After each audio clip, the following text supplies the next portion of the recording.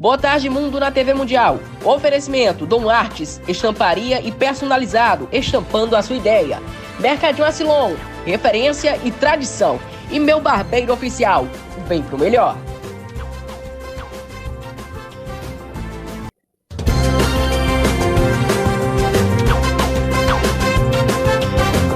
Olá, boa tarde. Na fronteira do México, integrantes choram após os Estados Unidos e Donald Trump cancelarem entrevistas de asilo. A gente vai explicar tudo, o que é esse asilo, o que é essas entrevistas. A China bateu recorde de instalação de energia renovável no ano de 2024, no ano passado. A OMS lamenta a retirada dos Estados Unidos após uma decisão de Donald Trump após ser empossado. Hamas vai libertar mais 4 mulheres neste sábado. O chefe de Estado-Maior israelense renunciou ao seu cargo. Xi Jinping e Putin ressaltam boas relações entre China e Rússia, potências globais, em videoconferência. Um prisioneiro afegão chegou nesta terça-feira ao país de origem depois de quase 2 décadas detido nos Estados Unidos. A troca de prisioneiros foi mediada pelo Catar. É a partir de agora do Boa Tarde Mundo que está começando.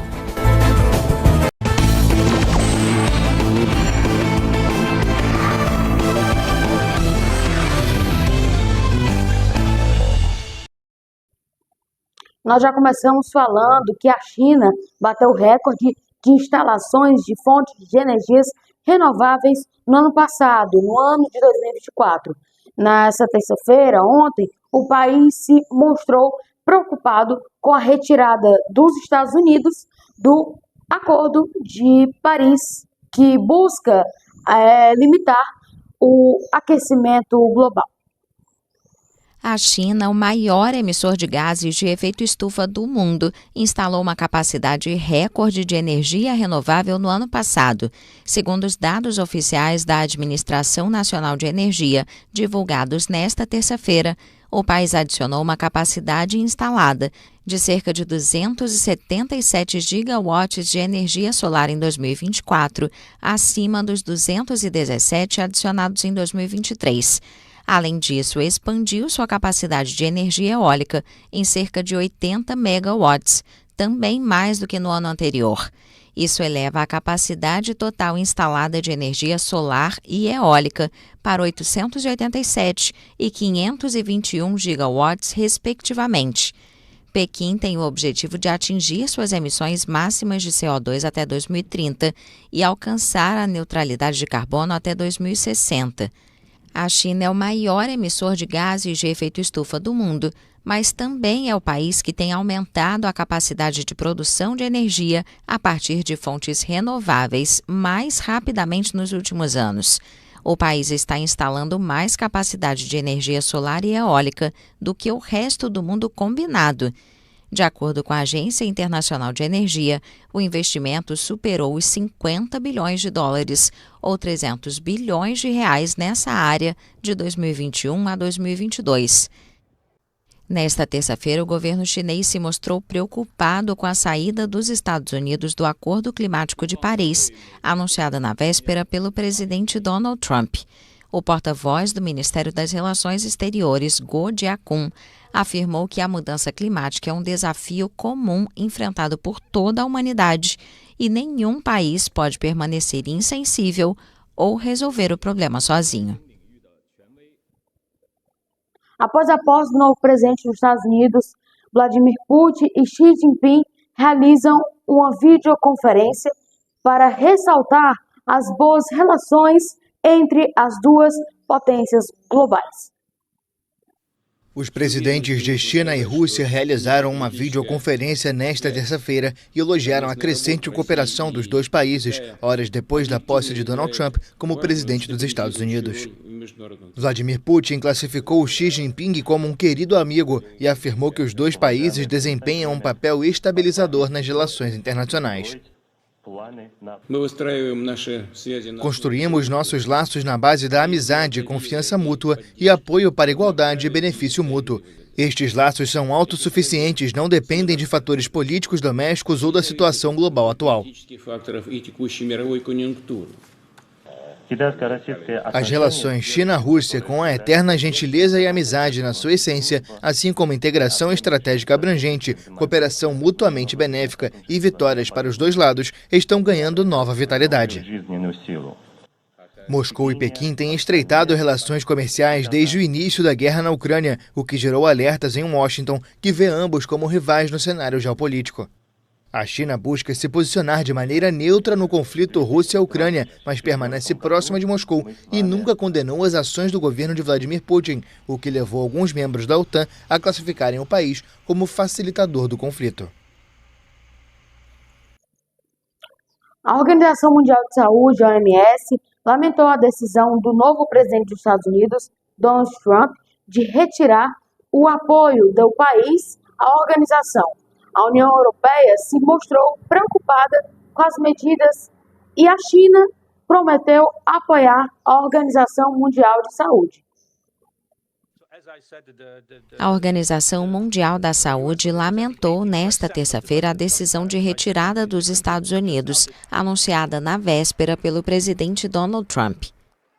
É como se esperássemos que os Estados Unidos reconsiderassem. Realmente esperamos que haja um diálogo construtivo, para o benefício de todos, para os americanos, mas também para as pessoas ao redor do mundo.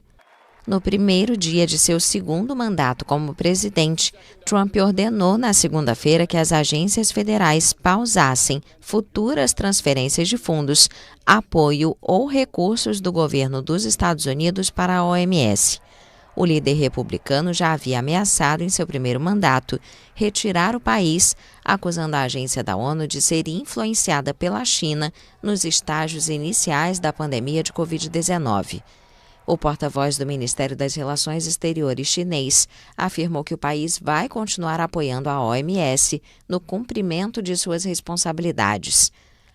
A União Europeia também expressou preocupação com a decisão de Trump e alertou que, se quisermos ser resilientes às ameaças globais à saúde, precisamos ter uma cooperação global nessa área. Os Estados Unidos são os maiores doadores da OMS e fornecem recursos vitais que sustentam muitas das operações da agência. Agora, para tudo que você está fazendo, presta atenção nessa história que a gente vai contar agora. Um sobrevivente do Holocausto, Naftal First, evitou falar durante muitos anos, mas resolveu contar a sua história. Após a meta sobreviver aos ataques de 7 de outubro do Hamas. Há 80 anos atrás, ele foi salvo depois de sair do campo de Auschwitz. Vamos acompanhar essa reportagem, essa história que ele tem para contar. Durante anos, o sobrevivente de Auschwitz, Naftali First, de 92 anos, manteve silêncio sobre o que passou durante a Segunda Guerra Mundial. Mas desde que a neta sobreviveu ao massacre de 7 de outubro, ele está mais determinado do que nunca a falar. אני מספר לנוער וגם לאנשים מבוגרים. Conto minha história para os jovens porque acho que é importante que eles saibam. Faço pelas crianças porque não pode mais contar e pelos que não têm mais uma voz para contar o que aconteceu. Então me sinto na obrigação de falar enquanto posso. שאין להם פה לספר מה שהיה, אז אני מרגיש מן חובה שעד שאני יכול, אני חייב לספר. 80 anos depois do exército soviético libertar o campo de extermírio de Auschwitz-Birkenau, em janeiro de 1945, a AFP conversou com sobreviventes dos horrores do Holocausto que reconstruíram a vida em Israel. O campo na Polônia ocupada se tornou um símbolo do genocídio cometido pela Alemanha nazista, com 1 milhão dos judeus que morreram no Holocausto assassinados no local. Autoridades israelenses afirmam que cerca de 130 mil sobreviventes vivem no país atualmente, número que inclui os forçados a fugir dos nazistas ou perseguidos em países ocupados. Naftali tinha 10 anos quando foi preso com a família e enviado para um campo de concentração, indo parar em Auschwitz em novembro de 1944, onde foi separado dos pais e ganhou um número tatuado no braço. Com a aproximação das tropas do Exército Vermelho, os nazistas obrigaram os prisioneiros restantes a fazer uma marcha da morte pela neve do inverno em direção à Alemanha e à Áustria. מאושוויץ-בירקנאו עברנו למחנה בודי, מבודי ב-19 בינואר. De Auschwitz-Birkenau, fomos transferidos para o campo de Budi. De lá, em 19 de janeiro, na Marcha da Morte, chegamos em 23 de janeiro de 1945 em Buchenwald. Faço o que faço para que o Holocausto e as vítimas sejam lembrados, a crueldade dos nazistas e os horrores que minha família e os judeus da Europa passaram. É muito importante que isso seja lembrado.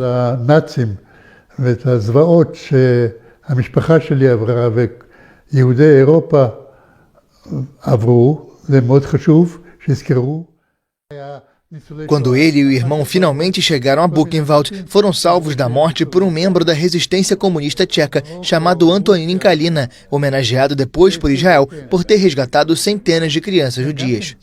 Naftali estava em casa em Haifa, no norte de Israel, quando militantes do Hamas atacaram o sul do país em 7 de outubro de 2023.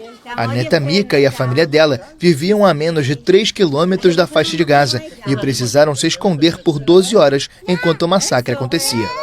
Mais de 60 vizinhos morreram e os sogros dela foram assassinados. Apesar disso, Naftali Furs afirma que os massacres de 7 de outubro não se comparam ao Holocausto.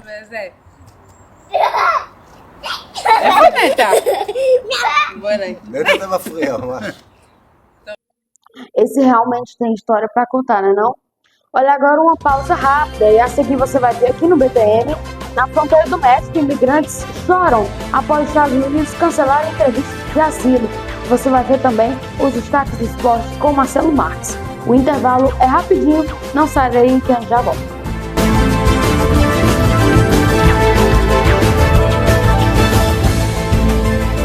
Boa tarde, mundo na TV Mundial. Oferecimento Dom Artes, estamparia e personalizado, estampando a sua ideia.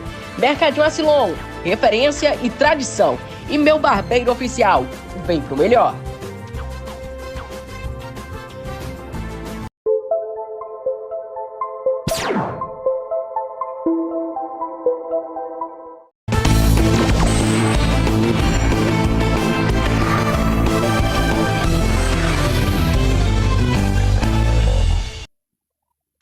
BTM de volta aqui na tela da sua TV Mundial. É sempre um prazer estar aqui entrando na sua casa no horário de almoço.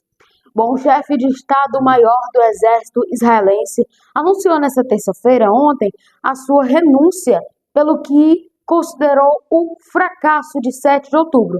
Pelo menos 6 pessoas morreram em uma operação militar na Cisjordânia ocupada, enquanto Hamas anunciou a libertação de mais 4 reféns. O que a gente mostrou no começo do jornal.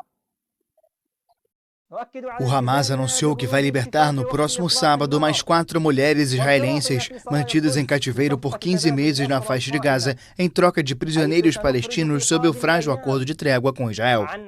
A primeira fase do acordo de cessar-fogo prevê a libertação de cerca de 1.900 palestinos detidos em Israel, em troca de 33 reféns israelenses mantidos em Gaza, além da entrada de ajuda humanitária no enclave palestino. Na segunda-feira, 915 caminhões entraram no território sitiado por Israel desde o início do conflito. Há muita incerteza sobre o que virá a seguir, já que a segunda fase do acordo, que incluiria o fim da guerra e a libertação de todos os reféns, deve ser negociada nas próximas 6 semanas. Também nesta terça, o chefe do Estado-Maior israelense, general Herzi Halev, renunciou ao cargo pela responsabilidade pelo fracasso de 7 de outubro, quando os comandos do Hamas lançaram um ataque surpresa. Em um comunicado, Halev reconheceu a responsabilidade pelo êxito dos militantes palestinos e pediu para ser dispensado das funções a partir de março. A única demissão de um oficial de alto escalão do exército israelense depois dos atentados foi a do general Aaron Haliva, chefe do serviço de inteligência, que renunciou em abril de 2024. Em meio à trégua, 6 palestinos morreram nesta terça em uma operação militar israelense no campo de refugiados de Jenin, na Cisjordânia ocupada. Outras 35 ficaram feridas na operação, que o primeiro-ministro de Israel, Benjamin Netanyahu, disse ter como objetivo erradicar o terrorismo no campo.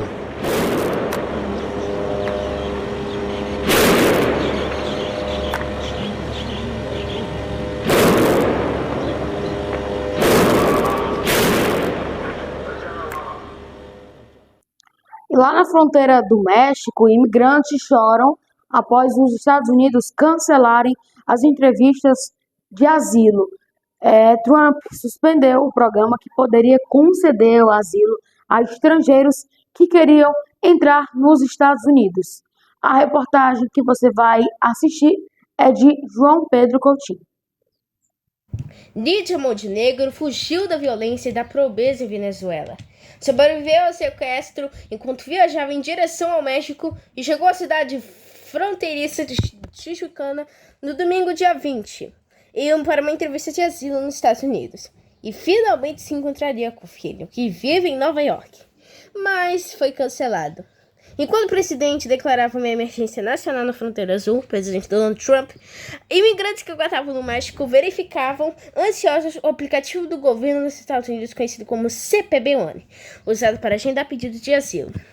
E ao atualizar o aplicativo, uma mensagem apareceu: entrevistas existentes agendadas pelo CPB One não são mais válidas. Um choque tomou conta do abrigo em Tijuana, a poucos metros da fronteira. Eu não acredito, disse Nidia Montenegro, de 52 anos, com lágrimas pelo rosto. Não, Deus, não. As autoridades de fronteira dos Estados Unidos confirmaram que haviam desativado o aplicativo e cancelado todas as consultas existentes. Nidia Montenegro está entre milhares de imigrantes que tiveram suas esperanças de chegar legalmente aos Estados Unidos destruídas de forma repentina, há poucos dias de serem entrevistados pelas autoridades americanas. Que tenha compaixão e nos deixe cruzar. Que Trump tenha compaixão e nos deixe atravessar. Que ele nos dê apoio, porque estamos sofrendo 6 meses de sofrimento. Que de verdade venimos sofrendo 6 meses de sofrimento. Ao redor dela, outros imigrantes choravam enquanto tentavam repetidamente carregar o aplicativo, com o desespero aumentando. Alguns receberam e-mails cancelando agendamentos e outros simplesmente não conseguiram abrir o aplicativo. A medida representa uma das primeiras mudanças da administração Trump. Ele prometeu da posse que vai enviar tropas à fronteira com o México, aumentar deportações e designar cartéis criminosos como organizações terroristas estrangeiras. E em outras partes da fronteira, houve algumas cenas semelhantes. Boa tarde, mundo na TV Mundial. Oferecimento Dom Artes, estamparia e personalizado, estampando a sua ideia. Mercadinho Asilon, referência e tradição. E Meu Barbeiro Oficial, vem pro melhor.